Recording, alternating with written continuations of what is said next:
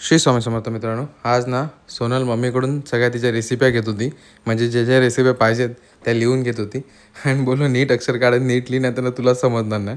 मी पण बसलो होतो तिथेच आणि बाबूला आजी घेऊन खेळत होती. नंतर बाबू माझ्याकडे खेळायला लागला आणि त्याला खेळायचं होतं. मी नसतो दिवसभर तर तो संध्याकाळी आल्यानंतर मला सोडत नाही अजिबात, माझ्यावरच खेळत असतो, माझ्यावरच असतो. मग नंतर मी बसलो जेवायला, कारण की आज चिकन होतं.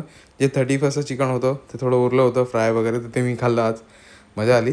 थोडं असं जास्त वेळ मॅरिनेट झालेलं चिकन असताना ते खायला मस्त टेस्टी लागतं आणि मजा येते. मग तर सोनल बसली होती. सोनल तर चिकन खात नाही, एक पीस घेतला होता आणि अंड्याची पोळी वगैरे बनवली होती. तर तोपर्यंत भाऊ माझ्याकडेच होता.